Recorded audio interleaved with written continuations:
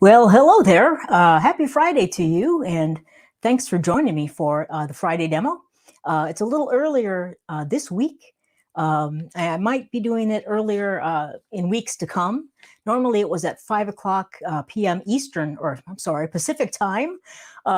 It's 4 o'clock Pacific time, but it works a little bit better for my schedule and some of the members. So, some of the members who join us anyway. So, maybe this will become a more regular time for us. We'll see how it goes. So, but welcome to the demo. We've got Vet is in the house. Hey, Vet, nice to see you. And Lisa is here, I believe. Nice to see you, Lisa. And I'm sure other people will trickle in, hopefully. Whenever there's a time change, things can get a little tricky and funny. So, but I think people will join us eventually. So, what are we going to do tonight? Well, we're going to do another cloud pour. The cloud technique is the what we're working on in the membership this month. And I'm really into cloud pours at the moment, so I'm doing a lot of them. So I'm going to just do another fairly simple cloud pour using a very limited palette, kind of a monochromatic palette. And hopefully we'll get a really beautiful painting. And one thing I like about monochromatic palettes is they can be very elegant and they look very complicated with only just a few colors. So we'll take a look at the colors in a second. But Monique is here. Hey, Monique. Pat has joined us. Carla. Susan. Hey, Susan. And all right. We've got Mrs. D in the house. How are you doing? So, all right. So behind me are a few cloud pours that I've done. And it's a really fun technique. I've got a few different cloud pour recipes or formulas that I like to use. Tonight, we're going to just be using my easy cloud pour formula. It's a very simple cloud mixture. It uses some Floetrol, 2 parts Floetrol, 1 part bare satin enamel, or you could even use the DecoArt satin enamel if you have it. It looks like it might be a little easier to find now, which is great. And 1 part Craft Smart white paint. You could use matte white or satin. And it's not to confuse you with the satin enamel, but Craft Smart matte white is what we're going to be using tonight.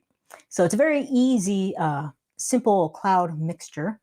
And it doesn't have to be complicated. And we still get some pretty amazing cloud effects in our paintings. So with that, let's flip over. We've got Donna is here. Hey, Donna. And Donna, all the Donnas are here, which is awesome. Hey, Nancy, how are you doing? And Karen is here. Awesome. We've got all kinds of people. Thanks for finding us on our earlier time this evening, which is great. So let's get into the colors we're going to use and what we're going to do. So I'm going to flip it over. Hey, Chris, how is it going? Thanks for joining us. Okay, let's go to the other camera. There we go. So I'm working on a 12 by 16 tonight, just a very simple 12 by 16 canvas. It's one of the thinner ones. And I put some just push pins in the back, I think. It's just a simple canvas.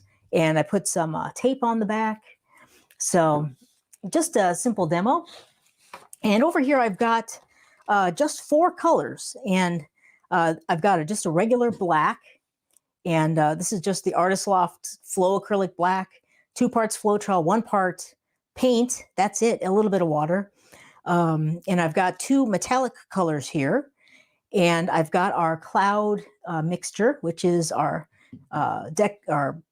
satin enamel, Floetrol, and our Craft Smart white. So this is the cloud mixture. That's the only paint that has the satin enamels in it.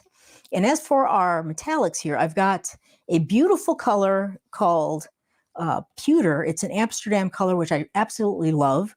This is pewter, and this is just a regular old silver from Artist Loft. So 2 metallics, black and a white, and I think we're going to get a very pretty painting, I hope. And for a 12 by 16, we need 6 ounces of paint. So I have my cup right here to layer it. I've got my mark, so I know where 6 ounces is. So we're just going to put in probably 2 layers of our cloud pour white, our cloud white, and then some of the other colors, and that's pretty much it. So we will see how it goes. So I'm going to flip the camera so you can, actually I will layer it first and then I'll flip the camera so you can see me pour it out. I'll go to my side view camera. But if you have any questions, go ahead and put them in the comments and I'll answer them as we go along here. So just going to start with the white. I want the white to be the center of attention. So I want the cloudy white to be the center of our painting. So I usually like to start with it if I want that to be the center.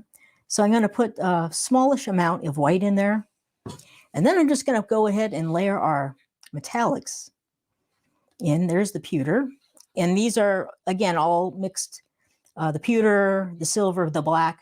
2 parts Floetrol, 1 part paint, and a little bit of water to get the right consistency. I just like a slight mound when the paint kind of streams off the stir stick. Back into the cup. Here's our black. And that's pretty much all there is to it. I'll do 1 more layer. So another layer of white. And you notice the white likes to sink down the side of the cup. That's because of that satin enamel. It's a heavier pigment, so it likes to kind of shoot down the side. So, but nothing to be alarmed about. That's just kind of the way it works. Here's some more pewter. Here's some more silver. And I think I'll fill up the rest with the black. So there we go. So that's our 6 ounces. Nothing to it. I'm going to move this aside for the moment.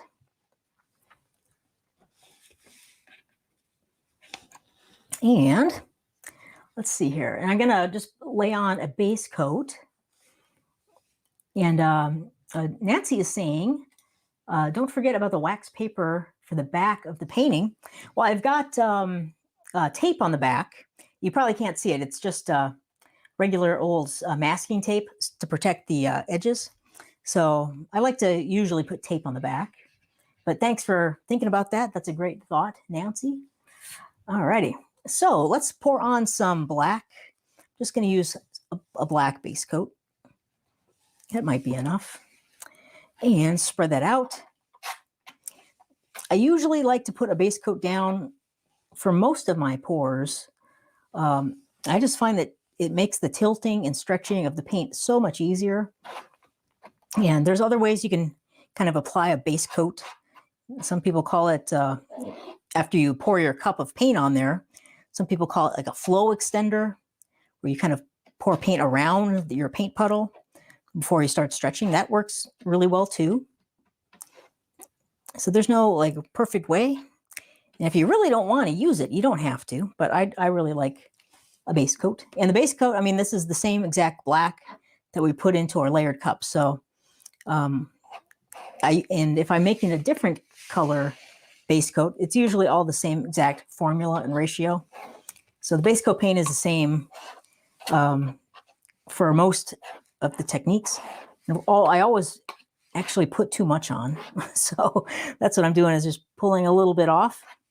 But there are certain techniques where you need special base coats because you're trying to create special effects like the pearl pour and things like that. That's a totally different process, and you need completely different formulas and recipes. And we'll maybe look at that down the road at some point. So that's it. All right, let me move my paints aside for a second here. And let me flip the camera. I'm going to pull my cup over. And before I do that, I'm going to talk about this in a second. But Judy is asking, how do you come up with the 6 ounces for a 12 by 16? That is because I have a canvas coverage cheat sheet that I've developed, and it has a formula in there for how much paint I like to use for all the different size canvases. And you can get that cheat sheet if you want to. I'll put a link in the chat a little later and you can check it out. But I use it all the time. And so I know exactly how much paint I use. And I have 2 different formulas for different types of pours. For ring pours like this, any kind of a ring pour, straight pour, where you're pouring the paint out, I have one formula. And if any kind of flip cup, floating cup, open cup, I have a different formula. So I use a little less paint for straight pours, ring pours than I do for flip cups, open cups, floating cups, that kind of thing. So, but I'll throw that link in there a little bit later, and you can check out my cheat sheet if you would like. All right, so let me, oh, and the next thing I was going to talk about is you can pour out of two sides of the cup. We layered all the paints from this right side here, and I like to pour out of the opposite side when I'm doing straight pours. Either one is totally fine. I think I just did one where I poured out of the opposite side, so why don't I try doing it out of the side we layered? We'll see what happens with that. You get a little different design and effects when you pour out of each individual side. But let me flip over here. So here is the side view, and I'm just going to start pouring this out. And so I'm just doing a ring pour, or I'm sorry, a straight pour. So I want a really thin stream kind of in the center of my canvas. And maybe we'll do a little ribbon movement with this, sometimes known as a wiggle pour. And but you'll see what I mean when I get to that point. So I'm going to start out with just a very thin stream. My cup's about 3 inches up off of the canvas. And once I get about maybe half of the cup poured out, I like to go down. And for a wiggle pour, you can kind of wiggle the cup back and forth, and you get kind of a thick stream. And you can do a combination of things.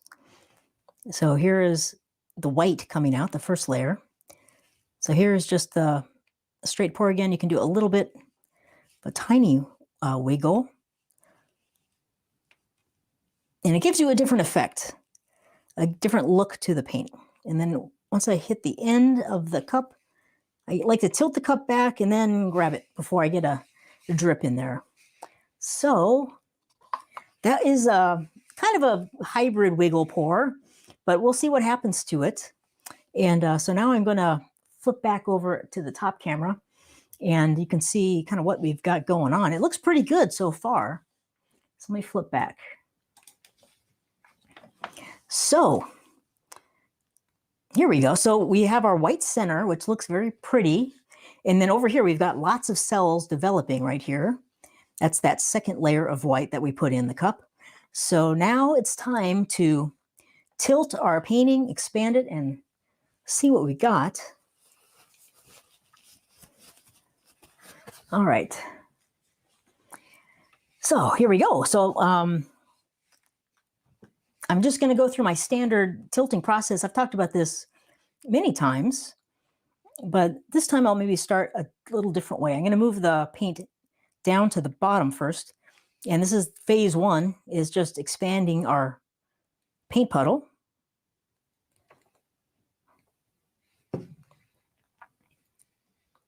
Just like that. And I always like to turn my painting. Don't be afraid to turn it to get a better angle. And then before I'm starting to go over the side a little bit, but I just want to move the paint down to the bottom of the canvas a little more to kind of finish expanding the paint puddle. And that looks pretty good right there. So then you can move the paint kind of back a little bit. So we've done that. That's phase one complete.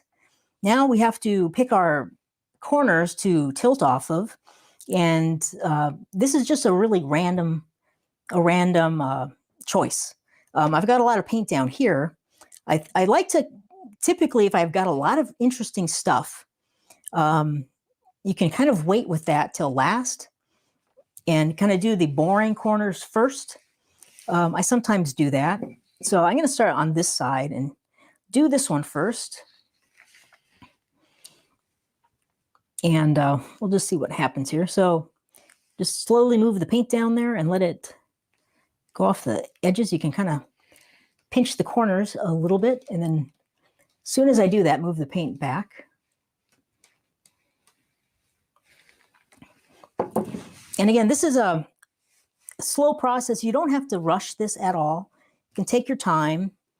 I know a lot of people get really kind of nervous at this stage, and there's a lot of anxiety, and they want to kind of do it quickly. But I would urge you to just take your time, deep breath, slow down, and you have plenty of time to kind of move the paint around. So, but it does take a little bit of practice. And here's the second corner. We're getting some very interesting white cells. I think that's the metallics mixing in with the white, which is very interesting, especially the silver. It's doing some cool things. All right, so we got halfway there. I'm going to go to this one next. And I'll check out the comments in a second, see if there's any questions.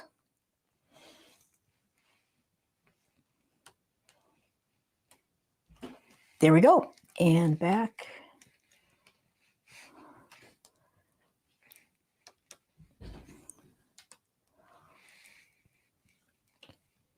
Okay, and then one left, and then we have completed phase 2. I kind of like that black corner there.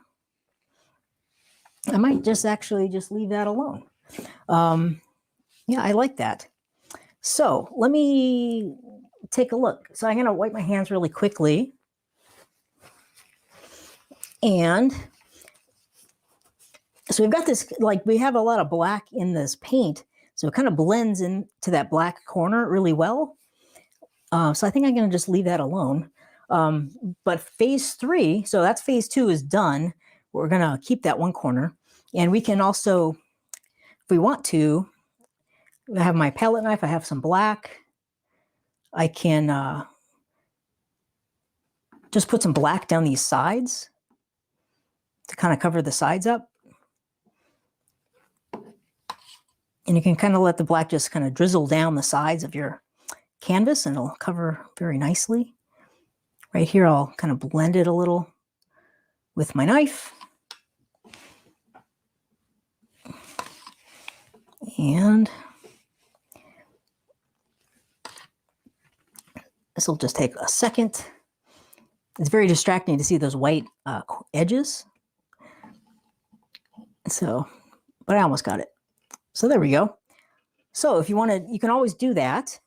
And I'm going to maybe tilt a tiny bit more, not down here, but phase 3 is any kind of fine tuning to kind of the final tilting to your painting.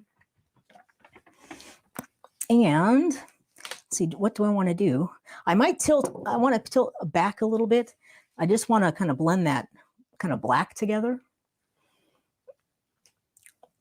Let's see, what am I going to do here? I kind of like everything that's happening. But I have this, I'm going to just point this out. And this is completely personal preference, but I have this very cool white center right here, which I like, but it's centered right in the middle of the canvas. So I've got like this, you know, the center, and then I've got these two sides that are almost identical. To me, I don't like that. It's too symmetrical. So I'm going to tilt a little bit of this off. And I know it's like, oh my gosh, it's so cool.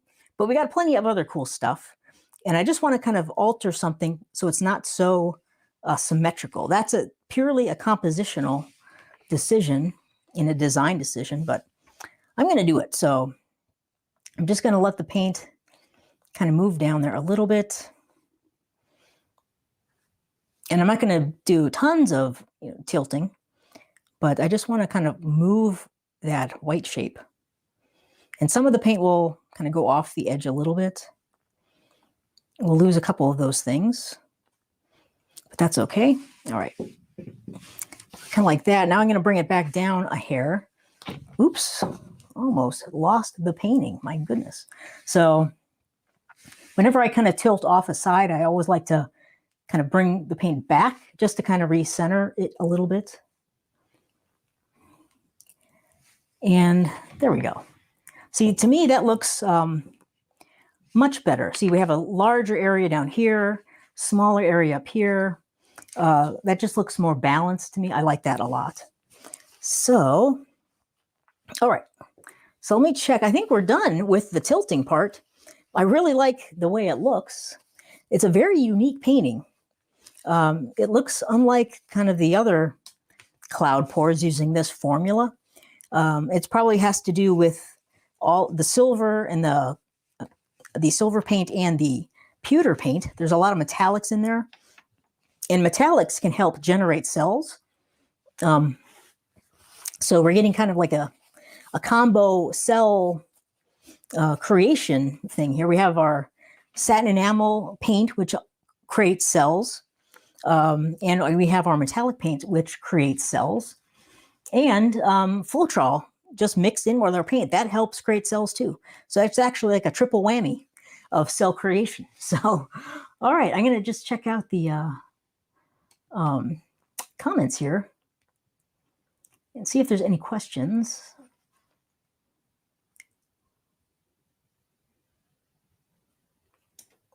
And see, Nancy is asking, kind of an off-topic question, but that's good. Maybe you can tell us how to set up the cameras and what kind you use. Sure, I could share that in the membership for sure. I could talk about my camera setup. I was going to do an actual studio walkthrough in the membership, so you can see kind of what my studio looks like, how I have it organized, and I'll show you my camera setup, and I've got monitors and all kinds of stuff. So I'd be happy to do that. So, all right. All right, just checking out any other questions. So Karen's happy I left the black corner. Awesome. So I'm glad I did that too. I think it looks really cool. So it's not a ton of negative space, but a small little corner. I think it blends into the rest of the painting nicely. We have a nice dark area. So, all right, let's see.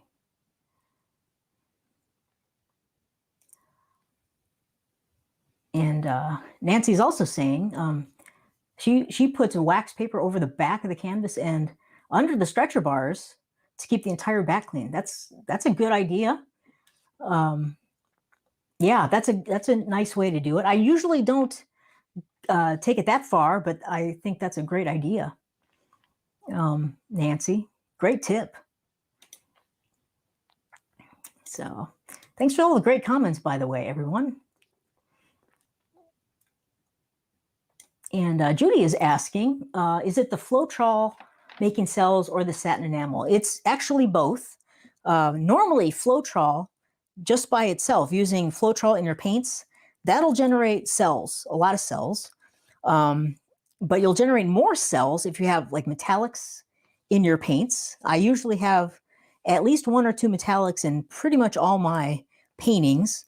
I love gold, I love silver, I just love metallics in general. And metallics help generate cells as well. So Floetrol helps. The metallics also help. And in this case, the satin enamels are kind of really taking it to an extreme level and creating lots of these cells. So it's kind of, again, a triple whammy I mentioned. So great question, Judy. All right. And yeah, Nancy says satin enamel or milk paint. And milk paint also creates cells similar to the satin enamel, a little bit different. I'd much prefer the satin enamel. The milk paint is a little tricky to use. It doesn't smell that great and is really hard to find now. I think Folk Art used to make it, but I think it's discontinued. And I haven't found a replacement for it. And there's other types of milk paint, but that Folk Art milk paint was really what worked well. But satin enamel, I think, it's my preferred method for like cloud pours and things like that. But great to point that out, Nancy. All right. And to help play, yeah, Judy's saying milk paint. Yes, yeah, milk paint. It's a different type of a paint, but I don't really use it too much. I'd stick with satin enamels if I were you. and it's much easier to find. And I use two different types. I'll show you what I use. And let's see here. I'm just checking. And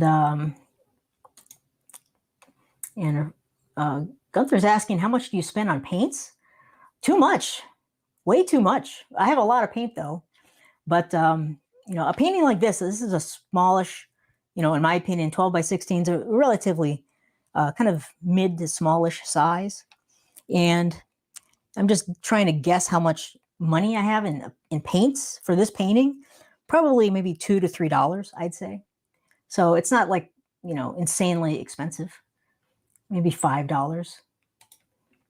So, and but I got a lot more paints than that though. So I spend way too much on paint. Donna is asking, does it matter what brand satin enamel you use? And does it have to be satin enamel? Is that what creates the clouds? Yes. There are only two that I know of and use, and they both work really well. I'll show them to you. I'm going to have to jump up quick and grab them, but I'll do that and I'll show you. I'll flip the camera and show you. Just 1 second.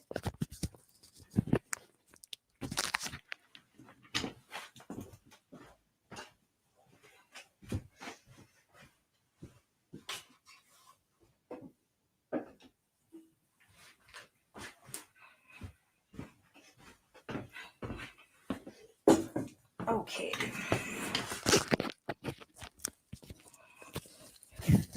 Okay, let me flip back here. Where am I? Okay, hello again. So the two types of satin enamel that I use and you can use, the first one is Deco Art satin enamel. It's called Deco Art Americana Decor satin enamel. It comes in white or multiple colors actually. White is most popular. This is kind of what started it all. And kind of Melly D, if you know her, she's got a YouTube channel, Instagram. She's a really good artist. She was experimenting with the Deco Art satin enamels and kind of came up with this technique. And she called it, you know, cloudy technique. So, but the satin enamel, something in the paint kind of creates this cloudy, interesting effects when you mix it with other acrylic paints and, you know, the different ingredients we have in there, like the Floetrol. So but this is kind of expensive, this paint. This is, I just bought one at Michael's. You can find it at Michael's. You can buy it online. I try to avoid Amazon because they really overcharge for this. So if you could buy it locally or another online retailer, that's the best bet. But, you know, this is about $10 for a small 8-ounce jar, which is kind of expensive. The other satin enamel I like to use is Bare Premium Plus, and this is interior satin enamel. I get two types. This is ultra pure white, and the number is 7050. And or they also make this in a deep base color, and then you can tint that with different colors to make a colored cloud mixes if you want to. But this is the one, if you want just standard white, this is the one to get. Ultra Pure White Bare Premium Plus. I get this at Home Depot. It's their Home Depot brand. Bare is Home Depot brand. And this is about $14, $15, but it's a whole quart. So it's about four times more paint than the Deco Art satin enamel. I think the Deco Art is a little more powerful. It creates a little more cloudy effects, but you know, the Bare is much more reasonably priced, and it might be easier to find. Other brands of paint make satin enamels, but I have not tried them, so I can't speak to if they work or not. There's something in the paint that helps create that cloudy effect. So, but I'm not sure what it is, and I'm not sure about other brands. So, but it'd be worth experimenting and trying them out if you can find them. I'm sure You could find a version of satin enamel at Lowe's. They use Sherwin-Williams brand paints, or Sherwin-Williams probably has a satin enamel. So I'm sure there are other brands that you could find. So that's a little bit about the satin enamel. I'm not sure why it does it, but I know it works. So that's all you need to know, really. So hope that helps, though. That's a great question, Donna. And all right. So I'm just checking and see if there's new comments. And yeah, Karen just said Decor satin enamel in Australia is $21. Yeah, it's not inexpensive stuff. I mean, it's a little more of a premium product. So this is a little more advanced technique, just because it's a little more expensive for the materials for this technique, and you need special things for it. So it's a little more advanced technique. But again, you only need one of your paints to be the cloud mixture. So you could do multiple paintings with, using just that smallish amount of your cloud mixture in each painting. All the other colors are kind of the standard different recipe, and they don't use the satin enamels. All right, let's see. And just checking here and see if there are any other. Karen is asking, she missed the very beginning. White was the very first. So I used white, and then I used, I think, the pewter, and then the silver, and then black, and then another layer of those colors. So I had two layers of each color, but white was first. So.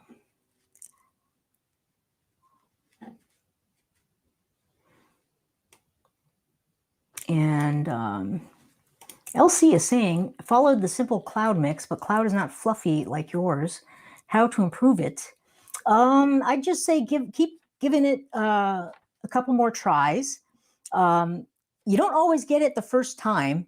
Something that's funny about acrylic pouring that I found, sometimes it takes a little while and a few different paintings to kind of get in the hang of it. Maybe your mixture was just not perfect, not just quite right. Maybe you needed to add a little more paint, or a little less water, or a little more water, maybe the consistency. But I just say, keep doing it a couple more times. What I found is rarely do I ever get a good painting the first time I ever try any new technique, even with all of the paintings I've done. And I've done lots and lots of paintings. When I'm trying new things, experimenting, rarely does it work the first time. But once you kind of stick with it, do it a few more times. Make sure you write everything down, by the way, too, so you have a record of what you've done. I measure your ingredients carefully, so you know that you're doing everything the same every single time. But once you get it, once you have that kind of breakthrough with your painting or a certain technique, you'll find that it comes more easily to you every other time you do it. Not every time, but most often it'll work out for you. I'm not sure what that is. I think maybe it's a mental thing. I'm not sure, but I've noticed that a lot, especially when I first started doing like flip cups and simple things with silicone. And it took me many times before I got something that I liked. But once you get that kind of breakthrough painting, you're like, oh yes, it did it. More and more often, it'll happen all the time for you. It just takes that, there's like a barrier. I think it's the universe putting up a roadblock, and you have to kind of get through that. So, because not everything is easy, nor should it be easy, because you just don't appreciate it as much if it's super easy. So I know this is getting like weird and philosophical, but keep trying a couple more times, and I think you'll have that breakthrough, and it'll work for you. And then once it does, you'll find it works most of the time for you. And I've found that when I first started, with other techniques. And some of them were a struggle to do. And like even the cloud pour, I tried the cloud pour many times. It didn't work. I used all the right ingredients, but I wasn't getting the results I wanted. It's just more fiddling, more fussing, more experimenting. And then finally it clicked, and then it all worked, and I got it. So don't give up or get frustrated. Just give it another couple tries. And I think you'll find you'll get better results. So I hope that helps. I know that's getting a little weird and out there, but I'm an artist. I'm a little out there. So, all right. Nancy is asking, have you ever experimented with chalk paint for cloud pours? I never have, Nancy. I've seen people do other interesting paintings with chalk paint. I can't think of a cloud pour using it, but I would give it a shot. Mix it up similar to what we're doing here and see if it works for you. You never know until you try, but I haven't personally tried the chalk paint. So the good question. And Nancy is also asking, can we use the colored DecoArt satin enamel for cloud pours? Yes, I believe so. I've used it not a ton of different times or different colors, but it's worked for me. Like I think I have, there's like a gray color, like some kind of a gray, and there's like a beigeish color, and they both seem to work for me. So I'd say so. You can always add different paints to your DecoArt white, though, if you wanted to. So if you take the white, because we're always cutting the white, we're always using another paint in with this. So you could use a different colored paint to tint your white DecoArt satin enamel too, and that will give it a color. You can color it that way. I'm just trying to think. It won't be like a really rich, vibrant color because there's a lot of white in there, but it'll be, you can get off whites, you could get more pastel type colors. If you wanted something really dark, I'd say the easiest way would be to use the bare deep base and then tint that with darker colors. That works really well.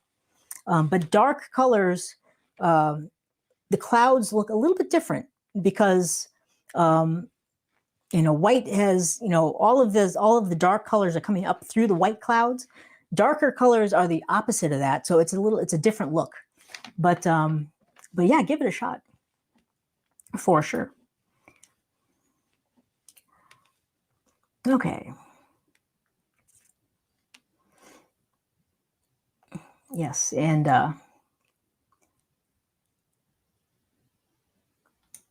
Monique is asking, is the Care Bear painting dry yet? Yes. I did a cloud pour demo in the membership on Wednesday, and it turned out really well.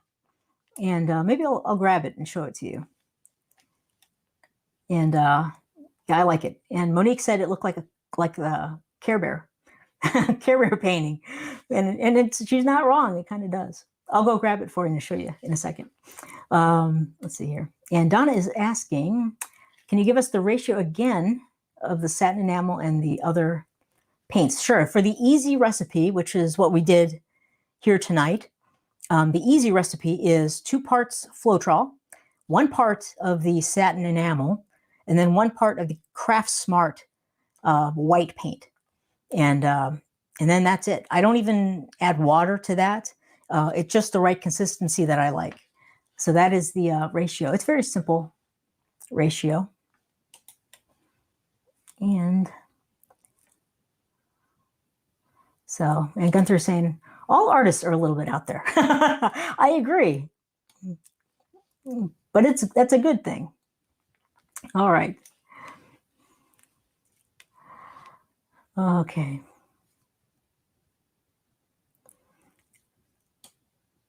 Cool. Yeah, I think like Pat just said, her first one didn't work. Second one was better, and hoping the third time will be at the charm. Yes. Yeah, keep at it. And it gets easier as you go. I know it sounds simple. It is simple. I mean, it's, 2 parts of this, 1 part of that, another part of that, other stuff, and then you're just mixing some paints. But it's, I mean, it's so simple, but yet it's there's a little more complexity to it. So, and I'm not exactly sure why that is, but like a little bit of practice, never hurts. It's always good, and then you'll appreciate it a little bit more, when you get it, when it's like, yes, you got it, because you put in some effort, you put in some work, and you had to try it a few times. It's worth it too. So, yeah, keep at it. And Sonia is asking, do you have to put all the paints in a cup, or can you do a straight pour? Or I think, what I just did was like a straight pour. You might be thinking of like a direct pour, like different individual colors poured on the canvas. And yes, you can do a direct pour. Your results will be a little bit different. And you might have to use a little bit thinner paints. It's kind of a different technique doing like a direct pour with the individual colors like on a canvas. That's getting a little bit more into like the pearl pour technique. But yes, you can give it a try for sure. Good idea, Sonia. And let's see.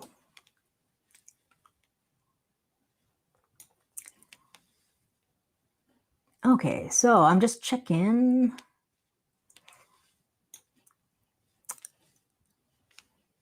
What if there are any other questions? And Donna, I don't know if you saw this. Donna posted this again. What the ratios are. I'll just say it one more time in case you're just joined us for the easy cloud formula. This is my easy cloud pour mix. Is 2 parts Floetrol. It's 1 part satin enamel. Either you could use the DecoArt satin enamel or the Behr satin enamel. And then it's 1 part of Craft Smart white paint.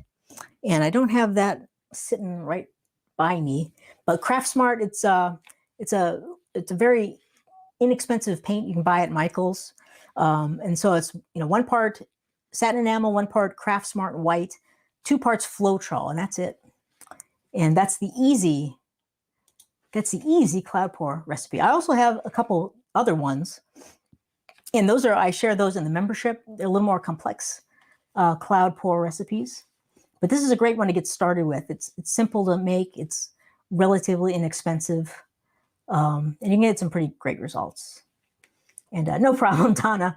If she just said she typed it by mistake, no problem. Cool. All right. Well, I'll show you another look at what we just created here. I'll grab the Care Bear painting and show you what that looks like.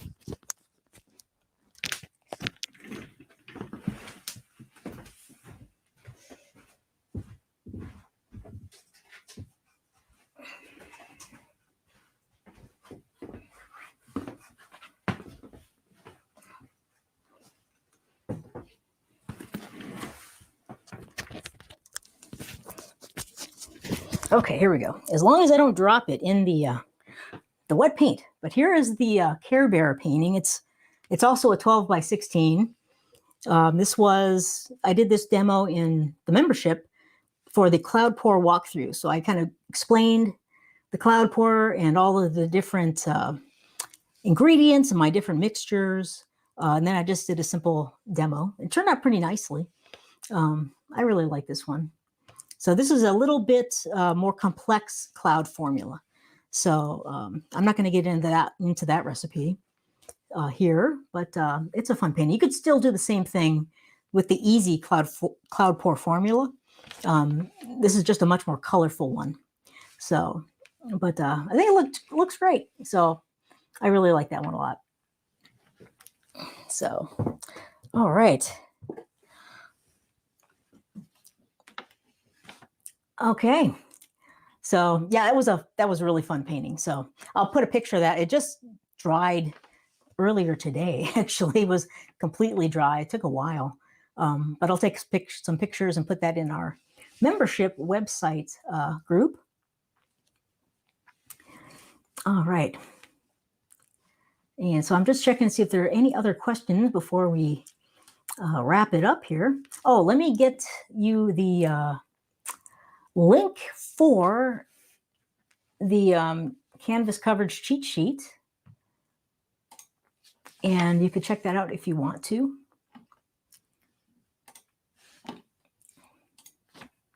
So I'm just grabbing it quick here.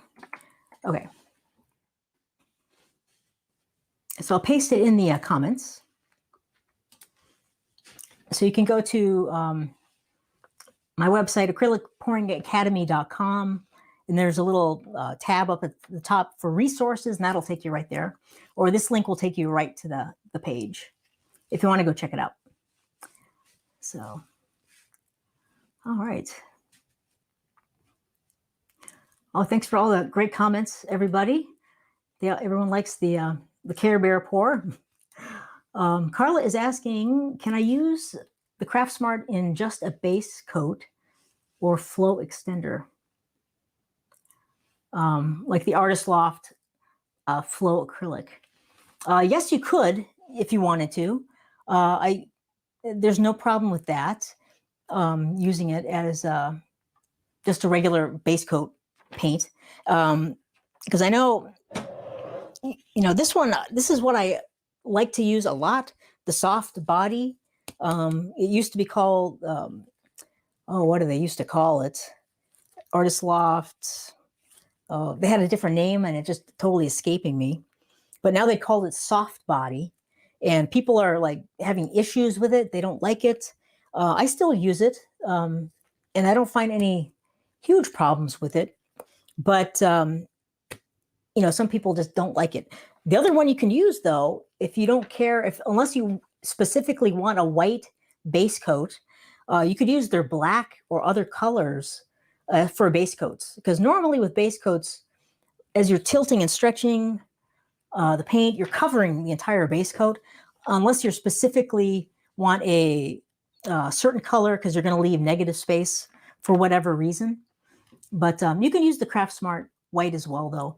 Although some people have found that it likes to eat the paint a little bit, similar to like what happens with pearl paintings. So you might want to just watch out for that. So I haven't really tried that out, Carla. So I can't say I use it. Normally, I just mix up regular colors for my base coats. But if you wanted to, like, get the black, like I use black a lot for base coats, like the Flow Acrylic black or Flow Acrylic other colors, I think. They were great because it's relatively inexpensive and you're covering the whole base coat anyway. So, okay. So any other questions? I don't see any, but yes, Donna said Flow Acrylic. Thank you, Donna. Totally blanked on that one. So, all right. Well, I don't see any other questions at the moment. So I think we will call it an evening. I hope you have a wonderful weekend. Just last call for any final questions you might have, and we'll break. But but I don't see anything coming up. But thanks so much for joining me. This was a fun demo, and I think it turned out nicely. I like the monochromatic colors we used. And you can go check out the canvas coverage cheat sheet if you'd like to know how much paint to use for different size paintings. I refer to that all the time, like every single painting pretty much. I've memorized a couple of them, but most of them I don't. So, but all right. Well, hey everyone, for like, we've got some latecomers. Hey, Anna and Pat and Shirley is here. Awesome. So thanks so much for joining me, everybody. And I hope you have a great weekend. And I will talk to you again very soon. Take care.